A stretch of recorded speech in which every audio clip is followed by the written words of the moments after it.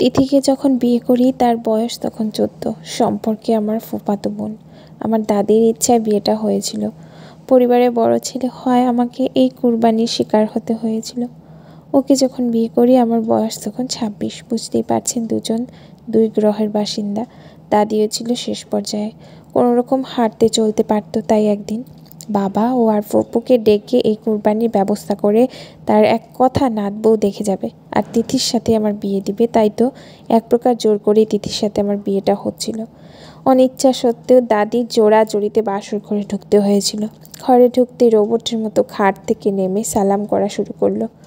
করছে তো করছে, আমি কিছু বলছি না। প্রায় 2 মিনিট করার পর ধমক দিয়ে বললাম, কি করিস? তিথি সালাম করি। তা তো দেখতেই পারতেছি, এতক্ষণ ধরে সালাম করতে হয়? নানি তো বলছে আপনি যখন আমাকে উঠাবেন তখন সালাম করা বাদ দিতে। ওর কথা শুনে তো আমার পেট ফেটে হাসি পাচ্ছে। তো আর কি বলছে তোর নানি? আরও অনেক কথা বলছে। কি বলছে? পেটে হাসি চেপে রেখে বলছে আপনার বুকে মাথা রেখে রাতে ঘুমাতে। আপনি যদি আমাকে জড়িয়ে ধরেন আমি যেন বাধা না দিই, চিৎকার চেঁচামেচি যেন না করি। আপা হইছে, এবার থাম, চল খাটে বসে পড়। নানি বলছে আমাকে কুলে করে নিয়ে যেতে। তিথি কানের নিচে একটা চাটকানা দিয়ে দাঁত ফালাইয়ে দিন। ওরে কুলে করে খাটে নিতে হবে। যা খাটে যা। ও এবার বুঝছি নানি কেন চিৎকার করতে না করেছে। কি বুঝছস? এই যে আপনি আমাকে থাপ্পড় মারবেন, আমি ব্যথা পাবো, তাই যেন চিৎকার না করি। চিৎকার করলে তো মামা এসে আপনাকে মারবে, মনে নাই? একদিন আপনি আমাকে মারতেছিলেন আর আমি চিৎকার করতেছিলাম, তখন মামা এসে আপনাকে কি দৌড়ানিটা দিচ্ছিল বলেই ফিক করে হেসে দিচ্ছে। আপনি মারেন, আমি চিৎকার করব না? ওর কথা শুনে আমি হাসবো না কাঁদবো ঠিক বুঝতেছি না। কি হলো, মারেন না হলে কুলে করে বিছানায় নিয়ে যান। ওই তোর সাহস একদিনেই বেড়ে গেছে, আমার কথার উপর কথা বলিস। যা বিছানায়। আমিও বিছানায় গিয়ে হাতে থাকা একটা জামা ওর হাতে দিলাম। কিছুদিন আগেই ও আমার ফোনে বলছিল ভাইয়া এবার আসার সময় আমার জন্য একটা হলুদ কালারের জামা নিয়ে আসবেন। ওটাই আজ দিলাম। ভাইয়া এটা কি? খুলে দেখো। ওয়াও, অনেক সুন্দর হয়েছে ভাইয়া, থ্যাংক ইউ বলেই কালে একটা চুমু দিল। আচ্ছা আপনি এমন কেন? কেমন? এই যে ড্রেসটা এখন দিলেন, আগে যদি দিতেন তাহলে এটা পরেই আসতাম। কি শাড়ি পরেছে, আমি পরবই না, তারপরেও বলে বিয়েতে শাড়ি পরতে হয়। আচ্ছা ভাইয়া, বিয়ে কি? তোর অত কিছু জানতে হবে না, শাড়ি খুলে এটা পরে আয়, শাড়ি পরে ঘুমাতে পারবি না। আচ্ছা ওই কি করিস কেন? আপনি না বললেন এটা পড়তে? বলছি তাই বলে কি এখানে? কেন, কোনো সমস্যা? না কোনো সমস্যা নাই, যা বাথরুমে গিয়ে হাত মুখ ধুয়ে ওখান থেকে কাপড় পরে আয়। আচ্ছা। কিছুক্ষণ পর ড্রেসটা পরে এসে বলতেছে ভাইয়া কেমন লাগছে আমাকে? সুন্দর লাগতেছে, মামা মামিকে দেখিয়ে আসি। না, এত রাতে যেতে হবে না, আর আজ থেকে মা বাবাকে আর মামা মামি ডাকবি না। কেন? কি ডাকবো আঙ্কেল আন্টি? না, মা বাবা বলেই ডাকবি। বিয়ের পর সব মেয়েরাই তার স্বামীর মা বাবাকে মা বাবা বলেই ডাকে। যা, আমি পারবো না, আমার লজ্জা লাগে। এই দিকে আয়। কেন মারবেন? না আয়, শোন তোকে কিছু কথা বলি। বিয়ের পর মেয়েদের কিছু জিনিস পরিবর্তন করতে হয়, তার স্বামীর বাবা মাকে মা বাবাই ডাকতে হয়, চঞ্চলতা কমাতে হয়, আর কথা কম বলতে হয়। মনে থাকবে? থাকবে। ঠিক আছে, এখন ঘুমা বলেই আমি শুয়ে পড়ল, কিন্তু বালিশে না, আমার বুকে। কী রে, খাটে কি বালিশের অভাব হয়েছে? নানি তো বলেছে এইভাবে ঘুমাতে। ওর কাণ্ড কারখানা দেখে আর কিছু বললাম না। সকালে ঘুম থেকে উঠে ফজরের নামাজ পড়তে গেলাম। নামাজ পড়ে হাঁটতে হাঁটতে বাজারে গেলাম চা খেতে। চা খেয়ে বাড়ি এসে দেখি সবাই কেমন কানাঘোষা করছে। আমি তোয়াক্কা না করে রুমে গেলাম। কিছুক্ষণ পর দাদি আসলো, এসে তিথিকে খোঁজা শুরু করলো। আমায় বলতেছে কি নাতি, আমার নাতিনটারে কই রাখলো দেখি, একটু কেমন হলো তোমার নাতিন? আগে যেমন ছিল তেমনই আছে। তা কই আমার নাত বউটা? তোমার নাত বউকে কি আমি পকেটে করে নিয়ে বসে আছি যে আমার জিজ্ঞেস করতেছো? কি বলিস? ও তো বের হয় নাই, আমরা তো মনে করলাম তুই রুমে, তাই এদিকেই আসি নাই। কি বল? আমি তো ওকে ঘরে রেখেই নামাজে গেলাম। আমার মনে হঠাৎ সন্দেহ জাগলো। ও কি তাহলে? যেই ভাবা সেই গাছ দৌড়িয়ে পুকুর ঘাটের আম বাগানে গেলাম। যা ভাবছিলাম তাই, গাছ বান্দর গাছে বসে আম খাচ্ছে। কী রে, ওখানে কি করিস? ভাইয়া, আম খাচ্ছি, খাবেন? দাদা তোর আম খাওয়া বের করছি, দাঁড়া, আজ তোর পা ভেঙে দিব। তোরে যে এত মানুষ ডাকতেছে, শুনিস নাই? শুনছি তো। শুনছস? কথা বললি না কেন? আপনি না কাল বললেন কথা কম বলতে। গাধি, কথা কম বলতে বলছি তাই বলে এই না যে কথা বলতে নিষেধ করছি। ছাগলের মতো যে সারাদিন ম্যাঁ ম্যাঁ করস, সেটা কমাইতে বলছি। ভুল হয়ে গেছে, এখন নেমে আয় বলছি। মারবেন না তো? দিয়ে না, মারবো না, এবার নেমে আয়। লাঠিটা তাহলে পুকুরে ফেলে দেন, তারপর নামবো। আচ্ছা, ফেলে দিলাম, এবার আয়, সাবধানে নাম। একটু সরে দাঁড়ান। কেন? লাভ দিব। তুই কিন্তু সত্যি আজ মার খাবি। মাগো গোজ গেছে রে, পাটা ভেঙেই গেছে। মেজাজটা গরম হয়ে গেল, কি আর কড়াকলে করে ঘরে নিয়ে আসলাম। বাড়ির ভেতরে এসে পড়লাম বিপদে। সবার মুখে এক কথা, কি ডাকাচ্ছে রে, ছেলেটারে কি করছে? কিন্তু কেউ তো জানে না যে সে গাছ থেকে পড়ে ব্যথা পাইছে, তার জন্য ঠিকমতো হাঁটতেও পারছে না। সবাই তো ভাবতেছে অন্যটা। আমার তো লজ্জার মাথা কাটা যাচ্ছে। অবস্থা বেগতিক দেখে আমি দাদিকে বুঝিয়ে বললাম। পরে দাদি এই লজ্জার হাত থেকে বাঁচাইলো। বাড়ির মাঝখানে গিয়ে মাকে জোরে ডাক দিলাম। মা সামনে আসতেই মাকে বলল, বৌমা দেখো তোমার ছেলের বউয়ের কাণ্ড।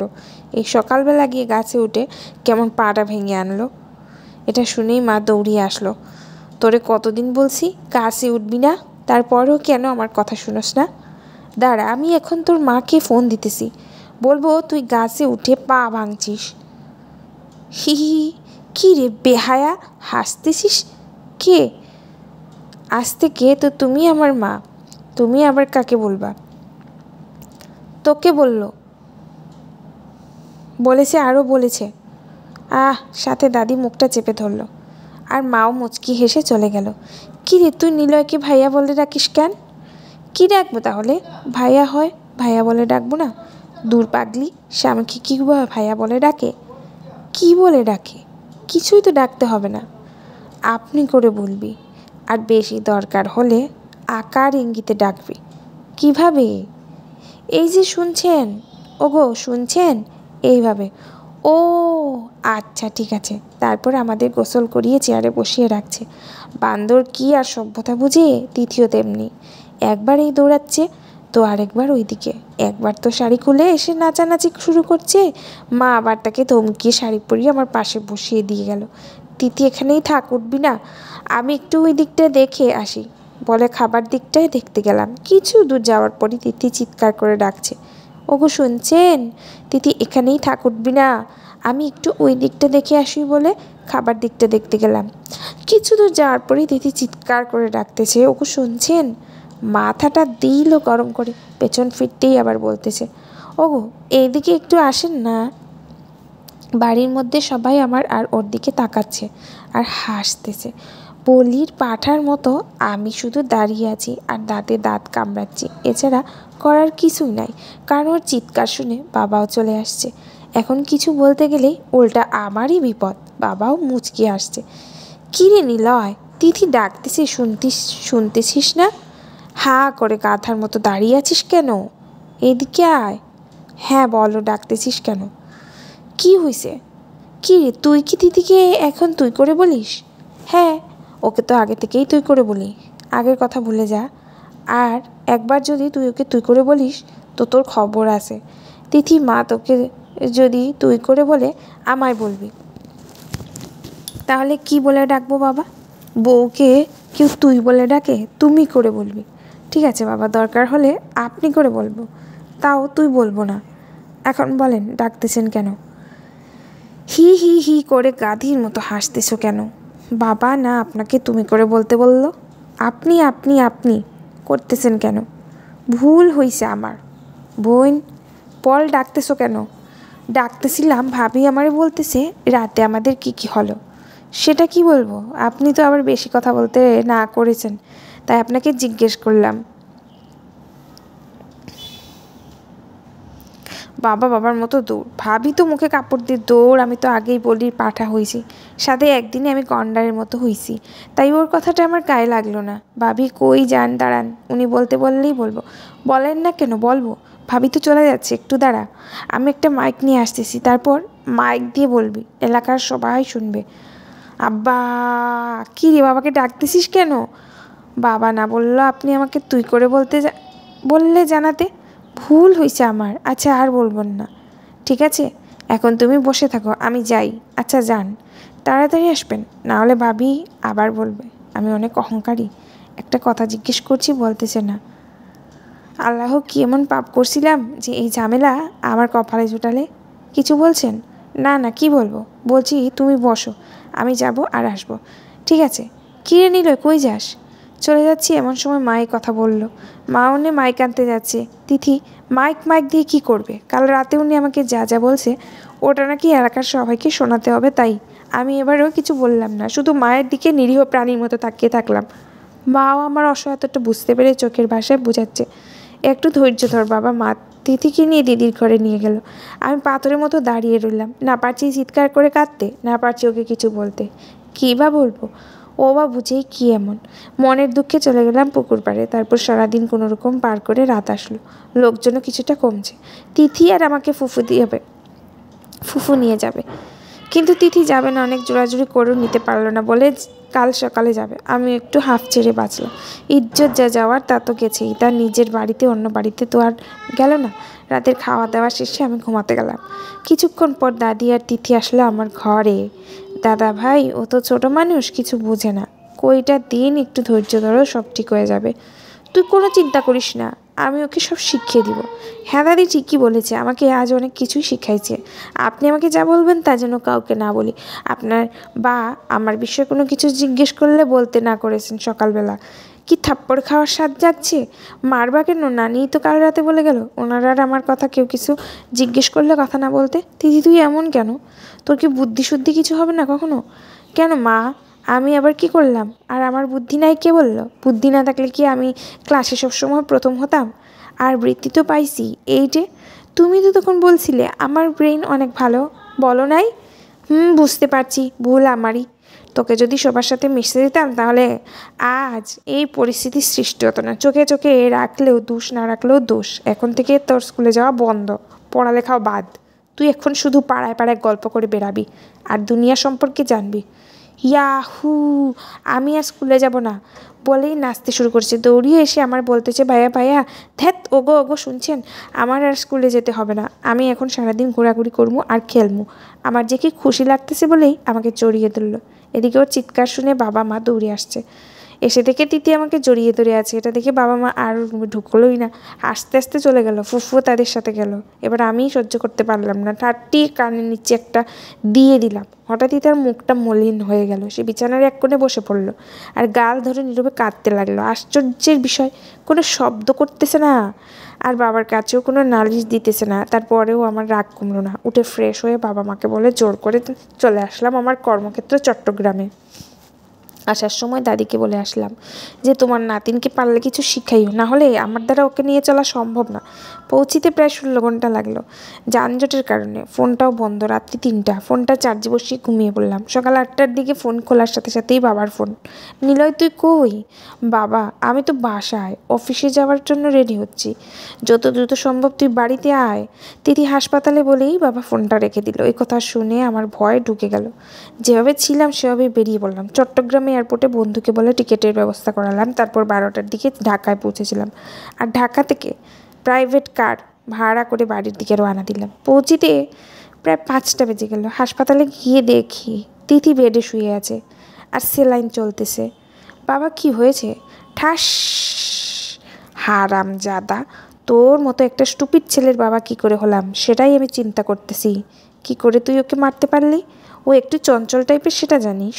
আর ওর বয়সই বা কত হয়েছে? মায়ের ইচ্ছাতেই বিয়েটা হলো। কই একটু শেখানোর চেষ্টা করবি না? তা না, তুই ওকে মারলি? তুই জানোস তুই না খেয়ে বাড়ি থেকে বেরিয়ে গেছিস, সেজন্য এখনও কিছু খাই নাই। মা নাকি বলেছে স্বামীকে রেখে কখনো খেতে নেই। ওদিকে তোর ফোনটাও বন্ধ, যতক্ষণ জানতে না পারবে তুই খাস নাই ততক্ষণও কিছু খাবে না। আর এভাবে থাকতে থাকতে রাত 9টার দিকেও অজ্ঞান হয়ে যায়। যে মেয়েটা দিনে 6-7 বার খেয়েও খাওয়ার জন্য চিল্লাচিল্লি করতো, সেই মেয়েটা পরশু রাতের পর এখন পর্যন্ত কিছুই খায় নাই। পরে স্যালাইনের মাধ্যমে খাবার দেওয়া হচ্ছে, এখন পর্যন্ত কিছু খাওয়াতে পারি নাই। আর তুই ওকে আমি আর কিছু বলতে পারলাম না। সত্যি কাজটা অন্যায় করেছি। গালে হাত দিয়ে দাঁড়িয়ে আছে, আর আমায় দেখে তিথি মিটমিট করে হাসতেছে। হাসতেছিস কে? সরি। হাসতেছো কেন? আপনাকে বাবা মেরে গাল কেমন লাল করে দিয়েছে। হি হি হি। ওর নিষ্পাপ হাসি দেখে আমিও হাসলাম। পাশে গিয়ে বসতেই ওঠে আমার বুকে মাথা রেখে জড়িয়ে ধরল। মা ফুপু ওখান থেকে গায়েব হয়ে গেল। দাদি শুধু মিটমিট করে হাসতেছে। কি হলো তিথি, এখন আবার এমন করতেছে কেন? আমি নানি না বলছে আপনার বুকে মাথা রেখে শুয়ে থাকতে।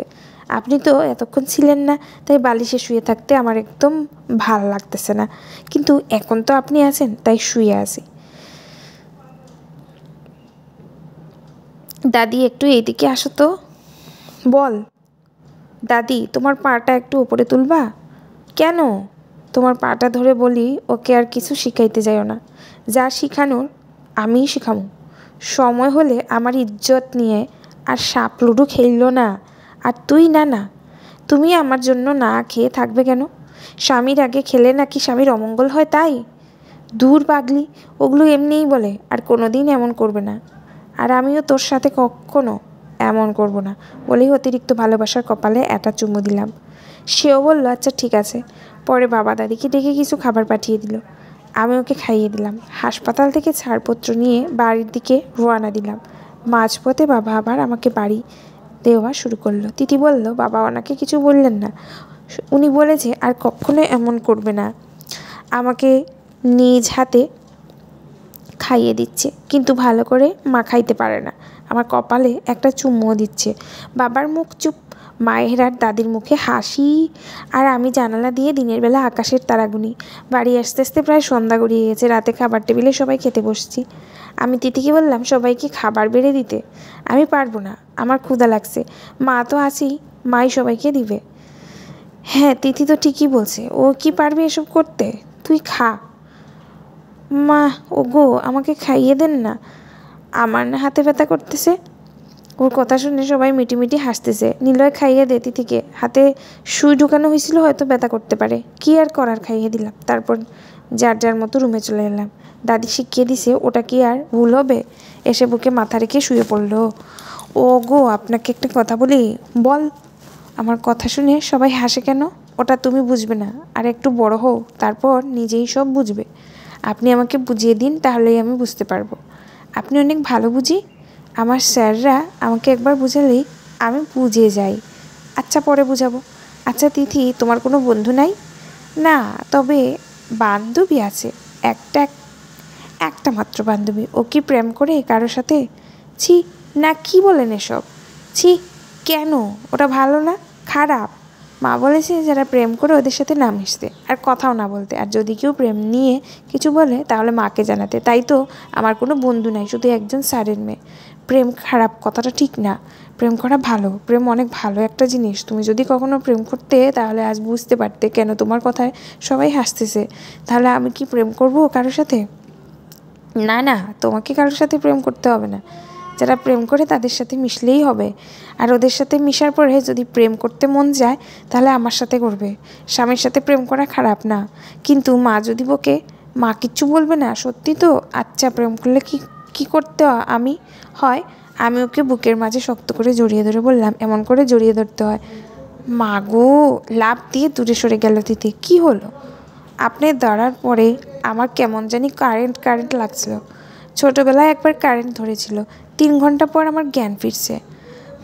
তাই এখন ঘুমাও বলেই মাথাতে হাত বুলিয়ে দিতে লাগলাম। মায়ের ডাকাডাকিতে সকালের ঘুম ভেঙে গেল।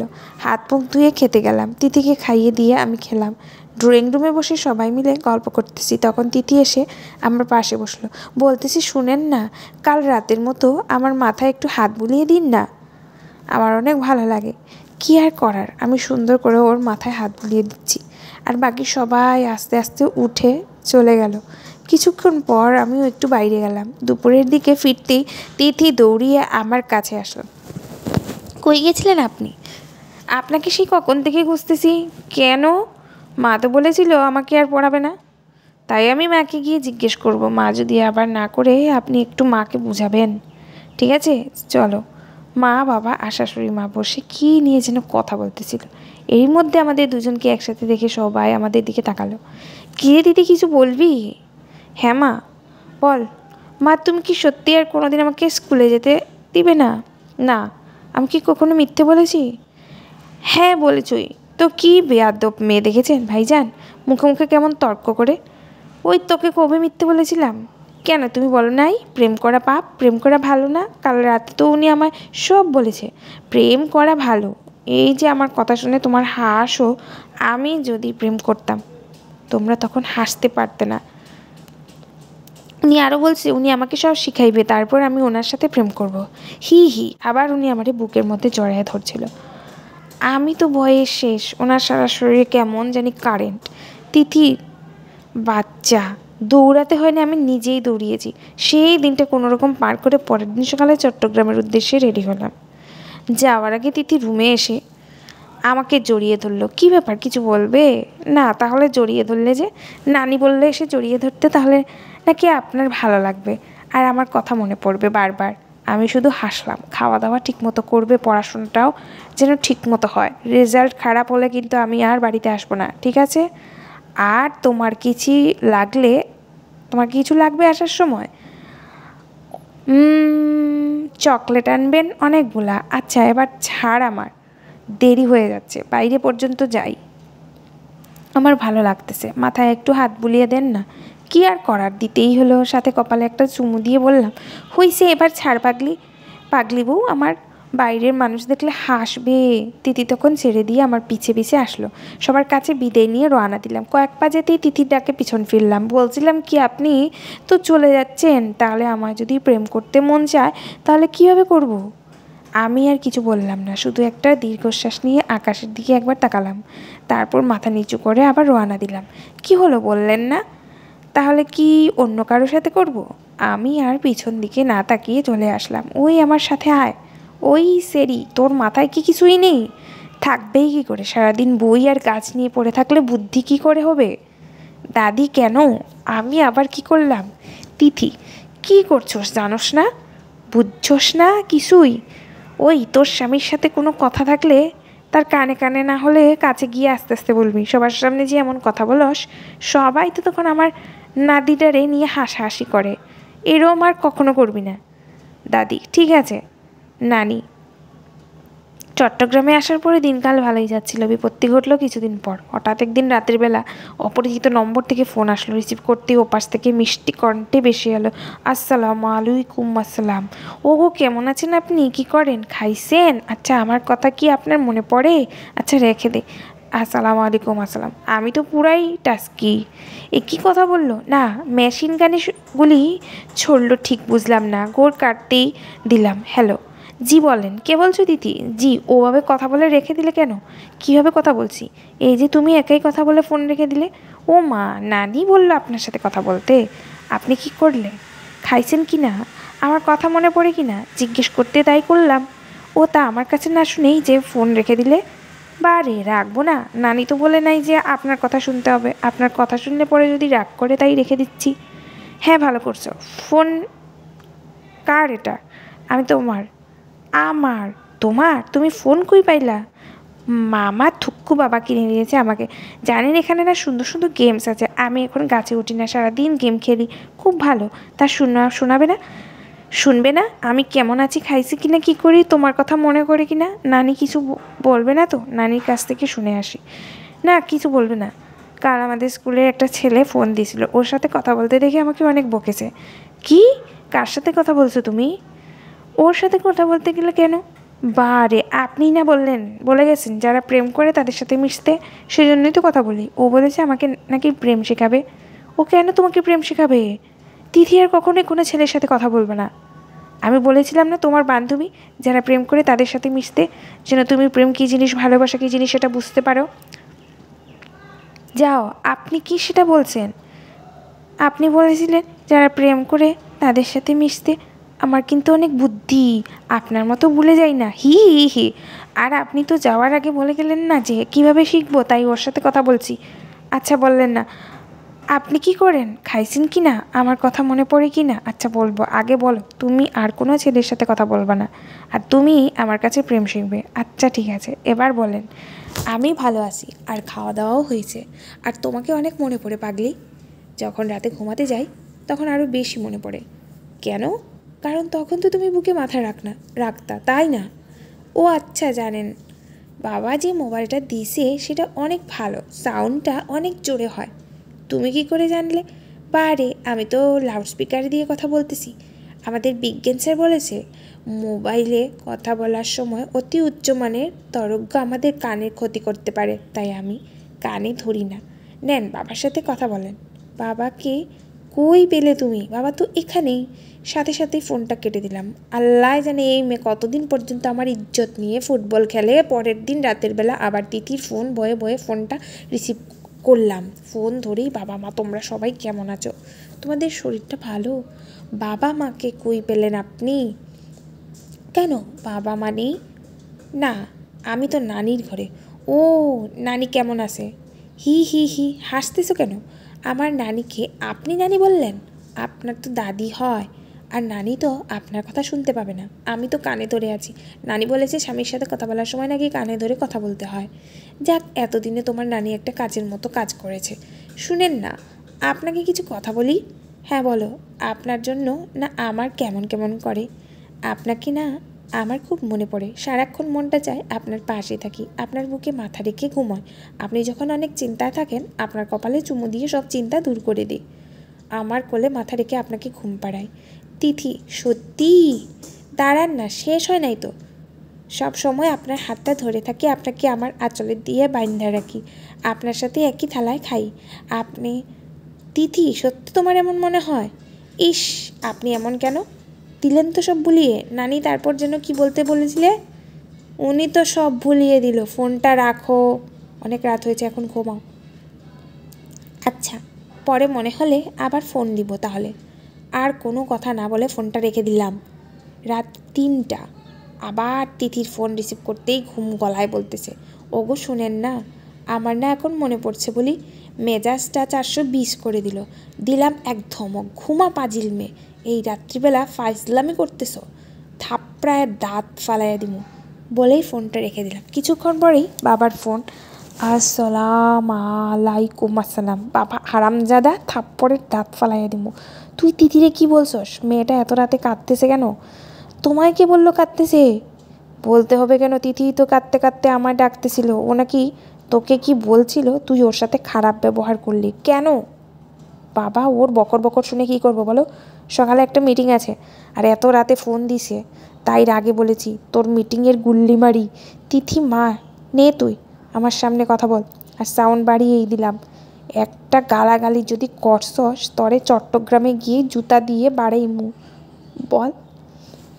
মা বলো, আল্লাহ ইজ্জত বাঁচাও, আল্লাহ ইজ্জত বাঁচাও। আপনাকে ছাড়া আমি থাকতে পারবো না। আমি আপনাকে অনেক ভালোবাসি। রাখি, হ্যাঁ, আল্লাহ হাফেজ। বাবা, বাবা, বাবা আপনি কে আছেন? টুট টুট টুট।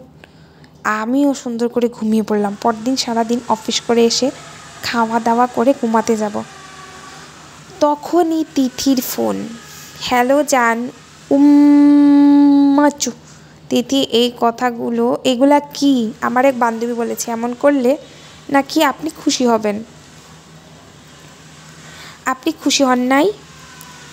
আল্লাহ তুমি আমারে ধৈর্য দাও, নয় তো এই মেয়েরে একটু আমায় বোঝার মতো বুদ্ধি দাও। কি হলো? আপনার কি ভালো লাগছে না? হ্যাঁ ভালো লাগছে, খুব ভালো লাগছে। এখন বাদ দাও, আমাকে আর খুশি করতে হবে না। আমি এমনিতেই তোমার উপর অনেক খুশি। আচ্ছা ঠিক আছে, তাহলে রেখে দিই বলেই ফোনটা রেখে দিল। এভাবেই দিন যাচ্ছিল। দেখতে দেখতে রোজা এসে গেল আমার। এক অফিস কলিগের মাধ্যমে সারা অফিস ছড়িয়ে গেল আমি বিয়ে করেছি। তাই আর কি করার, সবাইকে নিয়ে ইফতার পার্টি আয়োজন করলাম। আর সিদ্ধান্ত হলো ঈদের পর দিন সবাই আমার বউ দেখতে আমার গ্রামের বাড়ি জামালপুরে যাবে। ঈদের ছুটিও পড়ছে অনেক, 10 দিন। নতুন বিবাহিত দেখে অফিস থেকে আমাকে অফিস ছুটির 2 দিন আগেই ছুটি দিল, তাই বাড়িতে না জানিয়েই রওনা দিলাম। মাঝপথে বাড়িতে ফোন দিলাম। মা বলল, তিথি আজ তাদের বাড়িতে গেছে। তাই আল্লাহর কাছে হাজারো শুকরিয়া জানিয়ে মাকে বললাম আমি আসতেছি। যেতে যেতে রাত 8টার মতো বাজলো। আমি বাবা মায়ের রুমে ঢুকে সালাম জানিয়ে আমার রুমে ঢুকতেই চিৎকার দিয়ে উঠলাম। মা বাবা দুজনেই দৌড়িয়ে আসলো। কি হয়েছে নিলয়? এটা কে? ঠাটি একটা চট দিয়ে এবার দেখ চিনতে পারবি। বাবা, কিন্তু মা তো বলল। হ্যাঁ রে বাবা, বলেছিলাম তুই আসবি, এটা তোর ফুফুকে জানিয়েছিলাম। তিথি কিভাবে যেন শুনে চলে আসছে। একটা পাগলি ছেলের বউ পাইছি আমি। পিছে পিছে দাদিও চলে আসছে।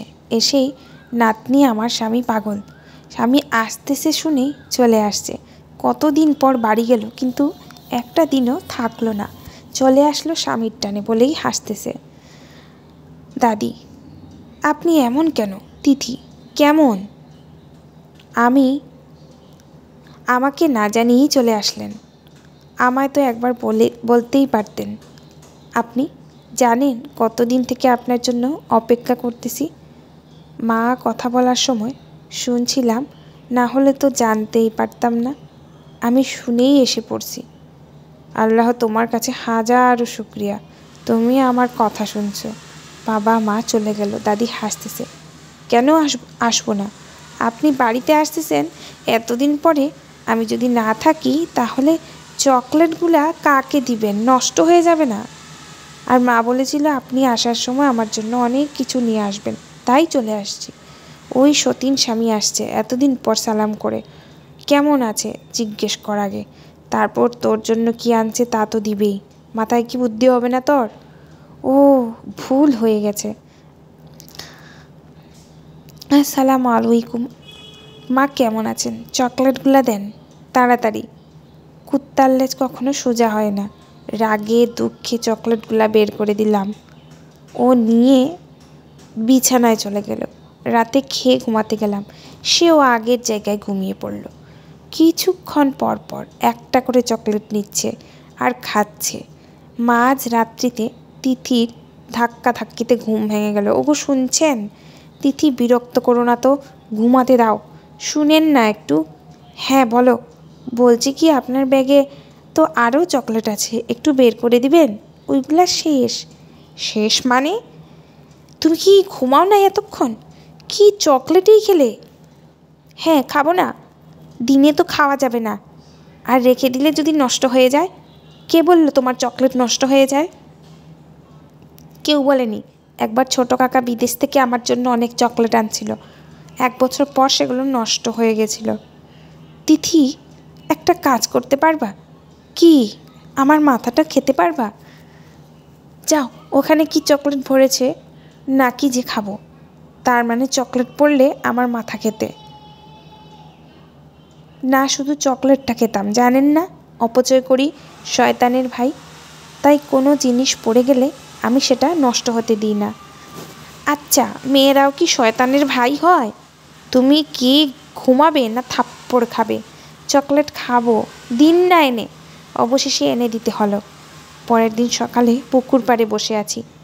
আপনার কি মন খারাপ? একটু। ও আচ্ছা, দাঁড়ান, আপনার মন ভালো করে দিই। বাহ, সুন্দর শব্দ হচ্ছে না, আর একটু জোরে শব্দ করো। সে আরও জোরে মুখে চুম্মু শব্দ করতে লাগলো। আমি তার ঠিক থাকতে পারলাম না।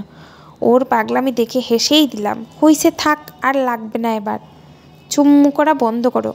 সেও বিশ্বজয়ী এক হাসি দিল। ইফতারের সময় আমি ওর পাশে বসলাম না। খাইয়ে দেওয়ার ভয়ে টেবিলের ঠিক উল্টো দিকে বসলাম। খাবার মাঝে ওর দিকে তাকাতেই মুচকি মুচকি হাসতেছে। তাই সুযোগ বুঝে একবার দিলাম চোখ মেরে। ওয়াও, অনেক সুন্দর হয়েছে। কেমনে করলেন? আবার একটু করেন তো। কী রে মা? বাবা, উনি না খুব সুন্দর করে চোখ কেমনে জানি না বন্ধ করছে, এই যে এরকমভাবে। না না, হয় নাই, আমি পারি না। উনি একটা দিয়ে করছে, একটু দেখান না। বাবাও দেখুক। আমি আর কারো দিকে না তাকিয়ে মাথা নিচু করে খেতে লাগলাম। তারপর দিন থেকে ইফতারি আমার ঘরেই পাঠিয়ে দিয়েছে মা। দেখতে দেখতে ঈদ এসে গেল। ঈদের পর দিন আমার অফিস কলিগরা আসলো। তিথি হলুদ রঙের একটা শাড়ি পরেছে, দেখতে অনেকটা পুতুলের মতো লাগছে। সবার সামনে ওকে নিয়ে গেলাম পরিচয় করিয়ে দিতে, কিন্তু পুরোটা সময় শুধুমাত্র এক ভাবি ছাড়া আর কারো সাথেই কোনো ধরনের কথা বলল না। রাগে আমার মাথা দিয়ে আগুন বেরোচ্ছে শুধু। তাই ওরা চলে যাওয়ার পরেই ঠাস করে গালে একটা চড় মারলাম। দিন দিন কি বেয়াদব হয়ে যাচ্ছ।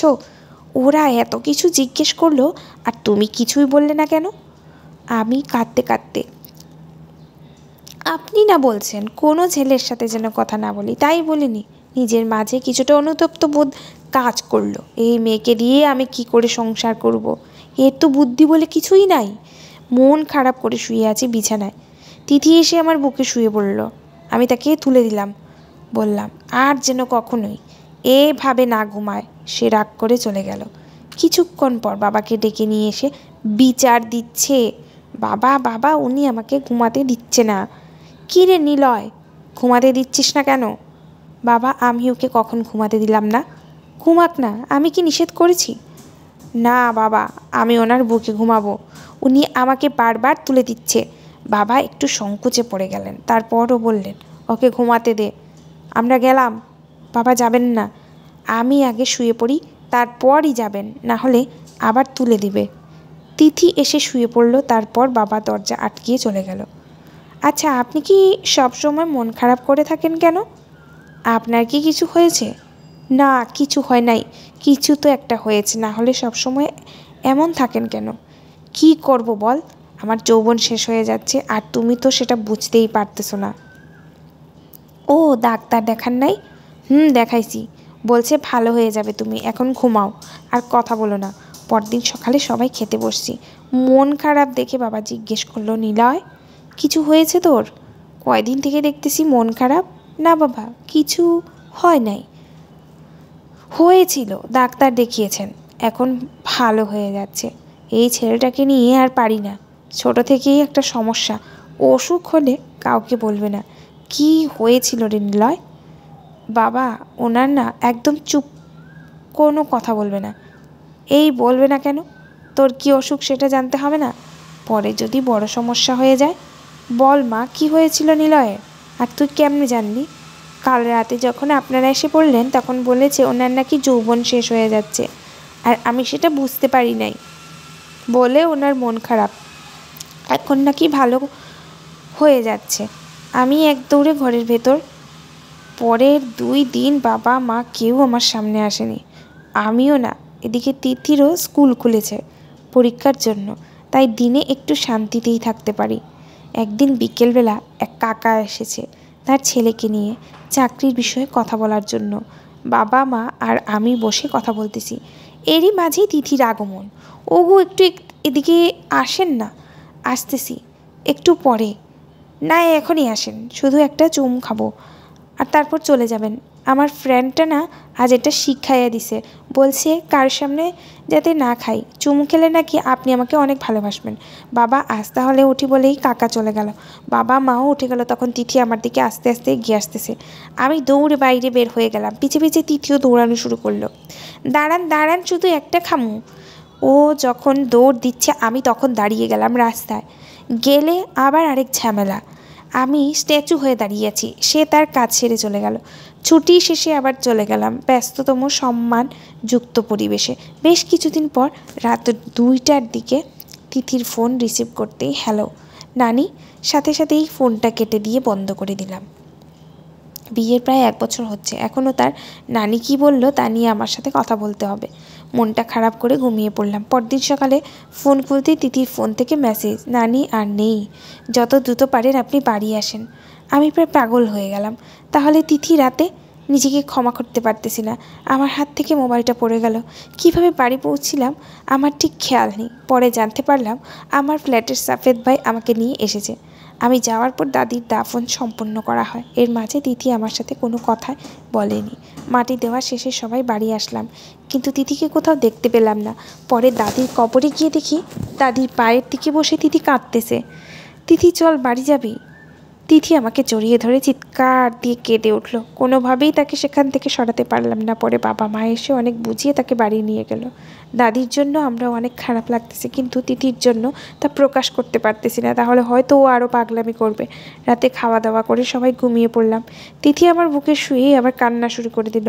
আমি ওকে অনেক বুঝিয়ে ঘুম পাড়িয়ে দিলাম। মাঝরাতে হঠাৎ কান্নার শব্দে ঘুম ভেঙে গেল। উঠে দেখি তিথি পাশে নেই। দৌড়িয়ে দাদির কবরের পাশে গেলাম। গিয়ে দেখি তিথি একটা লাইট নিয়ে দাদির কবরের পাশে বসে আছে আর কাঁদতেছে। তিথি, তুমি এত রাতে এখানে আসছো কেন? নানি তো অন্ধকারে ভয় পায়। নানি তো বাড়ি ছাড়া কখনো কোথাও থাকেনি। নানি এখানে কিভাবে থাকবে? আমি আর কান্না ধরে রাখতে পারলাম না। তিথি, তুমি আর পাগলামি করো না। তুমি এমন করলে দাদি কষ্ট পাবে। বাবা মাও কান্নার আওয়াজ পেয়ে চলে আসছে। পরে তাকে আবার বাড়িতে নিয়ে গেলাম।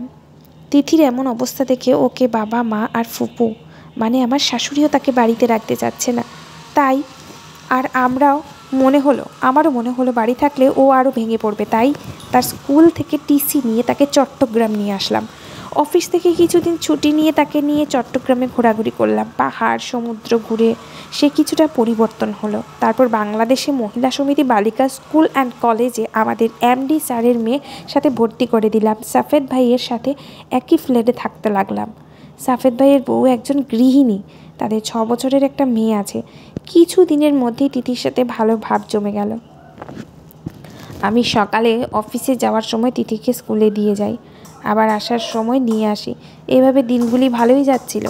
একদিন তিথি স্কুল আগেই ছুটি হয়ে যায়, তাই আমায় বলে বাসায় চলে আসছে। অফিস শেষে বাসায় ফিরতেই দারোয়ান বাড়িওয়ালার সাথে দেখা করতে বলল। রুমে এসে দেখি তিথি পড়তেছে। আমায় দেখে উঠে এসেই জড়িয়ে ধরল। প্রতিদিন এমন করে যতক্ষণ বাসায় থাকি ততক্ষণ আমার হাত ছাড়তে চায় না। দাদি নাকি এটা বলে গেছে। অবশ্য দাদি মারা যাওয়ার পর তিথির মাঝে অনেকটাই পরিবর্তন আসছে। আগের মতো তেমন বেফাঁস কথা বলে না। কপালে একটা চুমু দিয়ে টেবিলে বসিয়ে বললাম যে একটু বাড়িওয়ালার সাথে দেখা করতে হবে। আমি দেখা করে আসি। আপনি যাবেন না কেন? এমনি না, আমায় না, কয়েকটা অঙ্ক করে দিতে হবে। আচ্ছা, এসে করে দিচ্ছি। না, আমায় এখনই করে দিতে হবে। আচ্ছা, তুমি বাকিগুলা করো, আমি আসতেছি। ফিজিক্সটাও একটু বুঝিয়ে দেন। এভাবে করতে করতে রাত 8টা বাজিয়ে ফেলছে। প্রায় সব সাবজেক্ট পড়াশোনা শেষ, তারপরেও যেতে দিচ্ছে না। তারপর ধমক দিয়ে বসে দেখা করতে গেলাম। সালাম দিতেই গম্ভীর মুখে আমার দিকে তাকালো। আমার হাতটা ধরে টেনে ছাদে নিয়ে গেল। দেখো নিলয়, তোমার বউ আমার ছাদের কী অবস্থা করছে, সবগুলা ফুল ছিঁড়ে ফেলছে। আর এদিকে আসো, দেখো গাছটার কি অবস্থা করছে। এটা কি কারো ওঠার মতো গাছ? তোমার বউ গাছে ওঠে গাছটা ভেঙে ফেলেছে। বাড়িওয়ালা, তার মানে এই জন্যই বাড়িওয়ালার কাছে আসতে দিচ্ছিল না। আমি তাড়াতাড়ি নিচে নামলাম। দেখি তিথি রুমে নাই। বাথরুমে ধাক্কা দিয়ে দেখি সারা বাথরুমে ফুলের পাপড়ি দিয়ে ভরা।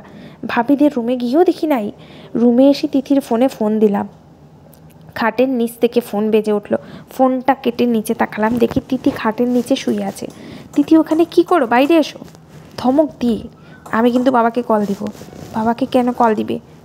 আপনি আমায় মারবেন বলেই চিৎকার করে কান্না শুরু করে দিল। কান্না শুনে পাশের রুমের ভাবি চলে আসলো। কী রে নিলয়, কী হয়েছে? আরে ভাবি, কিছুই হয় নাই। আমি ওকে খাটের নিচ থেকে বাইর হইতে কইছি, আর ও অমনি কান্না শুরু করছে। তুমি যাও, আমি দেখতেছি। আমার ভুল হয়ে গেছে, আমি আর কখনোই করব না। আচ্ছা ঠিক আছে, এবার বাইরে আসো। আগে বলেন মারবেন না।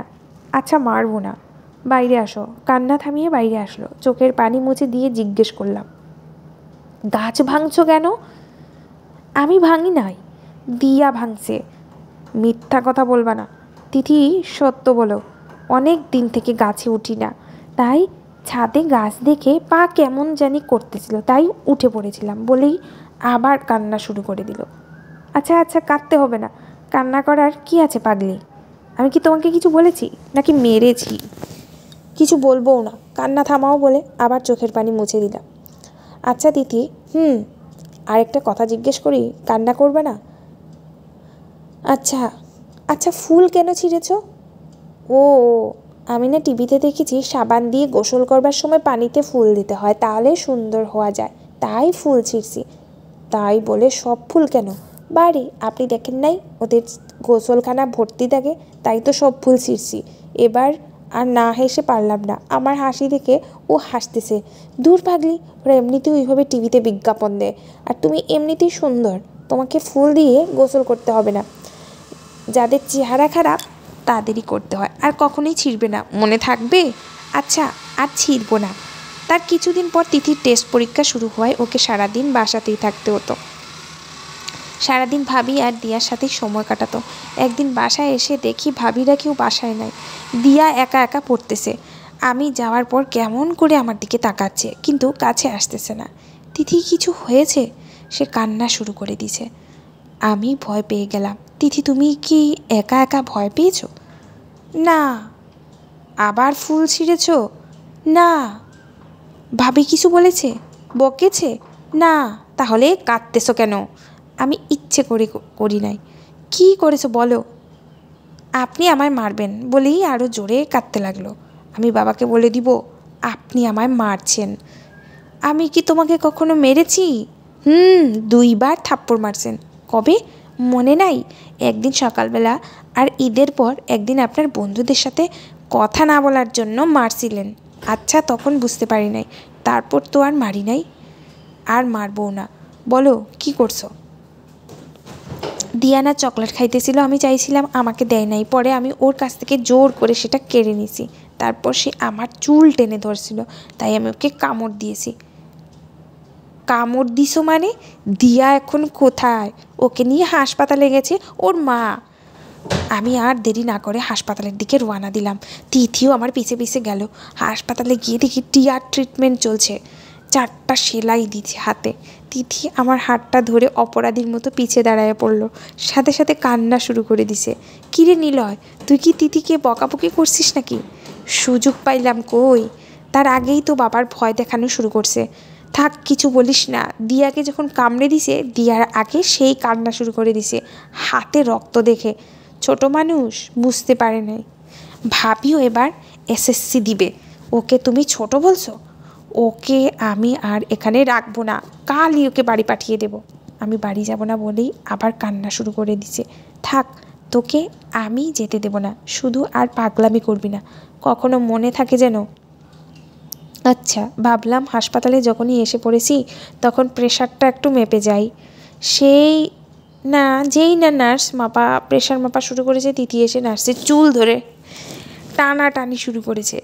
তিথি, এটা কেমন বেয়াদবি? ও আপনাকে ধরছে কেন? ধরছে মানে প্রেশার মাপতেছে, ধরতে হবে না? না, ধরবে না। নানি বলেছিল তোর স্বামীর পাশে যেন কোনো মেয়ে ঘষতে না পারে, কোনো মেয়ে যেন তোর স্বামীকে স্পর্শ না করে।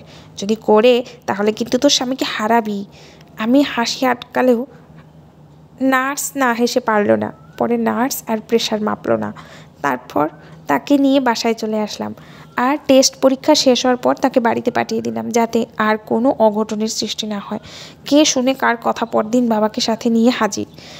তাকিয়ে দেখি একদিনেই চেহারার বেহাল দশা করে ফেলেছে। অফিস থেকে বাসায় ঢুকেই দেখি বাবা আর তিথি বসে গল্প করতেছে। আমাকে দেখেই তিথি বাবার পাঞ্জাবি ধরে বাবার পিছে দাঁড়িয়ে গেল। অনেক কেঁদেছে মনে হয়।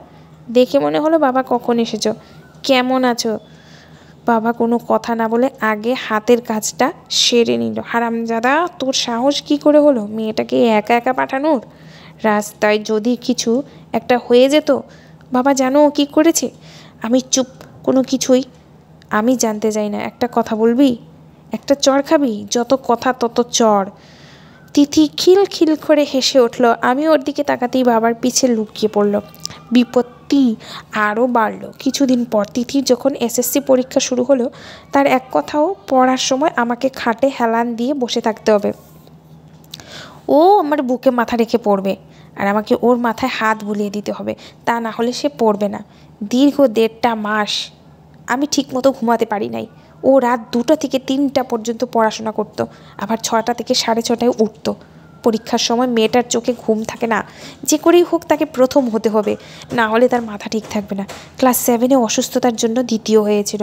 পরে যে প্রথম হয়েছিল তার বাবা মা এসে রিকোয়েস্ট করে তিথিকে প্রথম করে দিছে, কারণ তাদের ছেলেকে খামচিয়ে কামড়িয়ে শেষ করে দিছিল।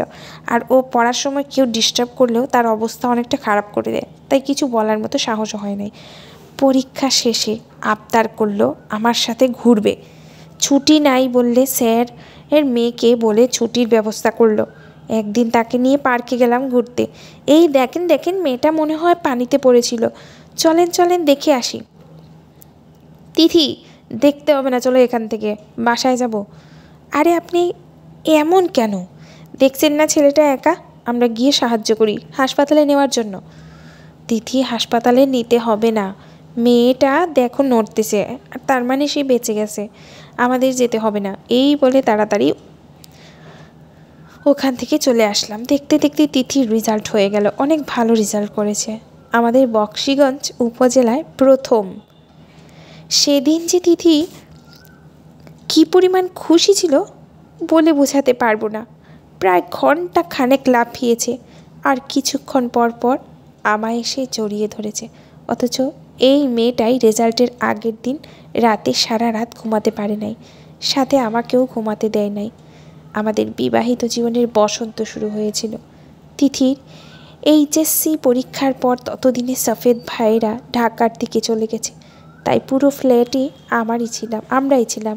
মনে পড়ে আমাদের বিয়ের ৪র্থ বার্ষিকীতে আমার ফিরতে একটু রাত হয়। অনেকক্ষণ কলিং বেল চাপার পরও যখন দরজা খুলতেছিল না, তখন আমার চাবি দিয়ে দরজা খুলতে যাব, দেখি দরজা খোলা, ভেতরে অন্ধকার। খুঁজে লাইটটা জ্বালাতেই আমি অনেকটাই ভয় পেয়ে গেলাম। কার বাসায় ঢুকলাম, পরে খেয়াল করে দেখলাম না, ঠিকই আছে, সারা ঘর সুন্দর করে সাজানো, টেবিলের উপর একটা শেরওয়ানি রাখা, সাথে চিরকুট। ওগো, নানি বলে গেছিল, সাথে বিস্কুট। নানি বলে গেছিল, যখন তুই বড় হবি, বিয়ে করবি, বুঝতে পারবি, সেদিন যেন আবার আমি প্রথম দিনের মতো বউ সাজি। এক আনন্দের ঢেউ কেটে গেল মনে। আমি ফ্রেশ হয়ে শেরওয়ানি পরে গিয়ে দেখি রুমটাও সুন্দর করে সাজানো। দরজার দাঁড়িয়ে বললাম, দাদি যেন কি বলেছিল, বলেই হেসে দিলাম। তিথি লজ্জায় মুখটা হাঁটুতে টেকালো। কোনোরকম রাতটা পার করলাম। পরদিন থেকে বিপত্তি আরও বেড়ে গেল। প্রায় 1 সপ্তাহ তিথির মুখ দেখতে পারি নাই। খুব সকালে সে ওঠে, নাস্তা রেডি করে অন্য রুমে লুকিয়ে থাকতো, আর রাত না হলে বাসায় ঢুকতে দিত না। বাসায় যখন ঢুকতাম পুরো অন্ধকার থাকতো, এসেই আমাকে জড়িয়ে ধরতো। বরাবরের মতনই কিন্তু লাইট জ্বালাতো না। শোয়ার সময় আমার হাতটা বেঁধে রাখতো, তারপর ঘুমাতো। এভাবেই তার অত্যাচার দিনগুলি যাচ্ছিল। ঢামেক চান্স হওয়ার পর আমি ঢাকার দিকে চাকরি নিই। চান্স হওয়ার কিছুদিন পরই তিথি কনসেপ্ট করে। সেদিন আমি যে কী পরিমাণ খুশি হয়েছিলাম তা ভাষায় প্রকাশ করবার মতো না। তিথিকে খবরটা জানানোর পরও যে কতক্ষণ আমার বুকের মুখ লুকিয়েছিল তা আমার মনে নেই। কিছুক্ষণ পর দেখেই তিথি কাঁদতেছে। এই পাগলি, কাঁদতেছো কেন? বাবু হলে তো আপনি বাবুকেই ভালোবাসবেন, আমায় তো বাসবেন না। হেসে দিলাম। দূর পাগলি, কে বলেছে তোমায় ভালোবাসবো না? আরও অনেক বেশি ভালোবাসবো। সত্যি? সত্যি বলেই কপালে একটা চুমু দিলাম। সেও আমাকে জড়িয়ে ধরলো। পাগলিটা এখন মা হয়েছে, বাবা হয়েছি আমি, কিন্তু পাগলির পাগলামি কমে নাই, বরং বেড়েছে। আল্লাহর অশেষ রহমতে আমাদের একটা মেয়ে হয়েছে। মেয়ে হওয়ার পর থেকেই আমার উপর তিথির অত্যাচার আরও বেড়ে গেছে। মেয়েও হয়েছে ঠিক মায়ের মতোই। মা যেমন স্বামীর বুক ছাড়া ঘুমায় না, মেয়েও তেমন বাবার বুক ছাড়া ঘুমায় না। আর এই নিয়ে মা মেয়ের মধ্যে ঝগড়া লেগেই থাকে। মাঝখান থেকে বলির পাঁঠা হয়েছি আমি। আমরা এখন মানুষ 3 জন, আর বালিশ একটা। এখন মেয়ের বয়স 3, কোলে করে দাঁড়িয়ে অপেক্ষা করছি তিথির জন্য। আজ তিথির মেডিকেলের শেষ দিন। কি ব্যাপার, ওকে এইভাবে কোলে করে কতক্ষণ দাঁড়িয়ে আছেন? এই তো প্রায় ঘণ্টাখানেক। ও কি এইভাবেই কোলে উঠেছিল? কেন? না, কিছু না। মামুনি আমার কখনো তুই করে বলে না।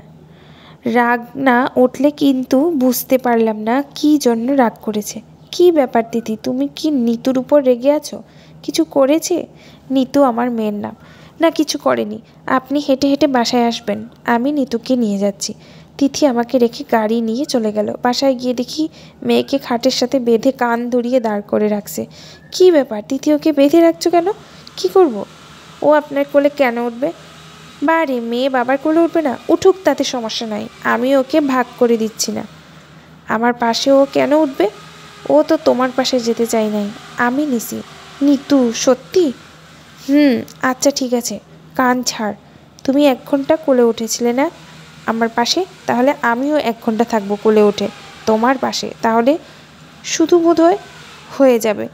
আর 1 ঘন্টায় যে আমার পাশে ক্ষয় করেছো, সেজন্য আরও 1 ঘন্টা আমার পাশে কোলে উঠে বসে থাকবো। কিন্তু মেয়েও 2 বার কোলে উঠতে দিতে রাজি না। এই নিয়ে চলছে মা মেয়ের ঝগড়া। আমি বসে বসে দেখছি, তাতে ঝগড়া থামলে কোলে করে বসে থাকতে হবে, কারণ আমার তো আমি নাই। আমি এখন মা আর মেয়ের সম্পত্তি। তারা যেমন ব্যবহার করবে, অবশেষে তারা চুক্তিপত্র করে ঝগড়া থামিয়েছে। প্রথম 1 ঘন্টা মেয়ের মা থাকবে ডান পাশের কোলে চড়ে, পরে দুজনেই যার যার পাশে আরও 1 ঘন্টা করে কোলে চড়ে থাকবে, যাতে দুইজন এরই ক্ষয় শোধ বোধ হয়ে যায়। বউকে কোলে নিয়ে আছি, মেয়ে স্টপওয়াচ ধরে আছে। তিথি বিজয়ের হাসি হাসতেছে, মেয়ে আগুনের মতো জ্বলতেছে, আর আমি মাইন কার্ড চিপায় পড়িয়া দাদিরে উদ্ধার করতেছি। হয়তোবা বাকিটা জীবনও কাটবে এমন অবুঝ বউয়ের জ্বালায়।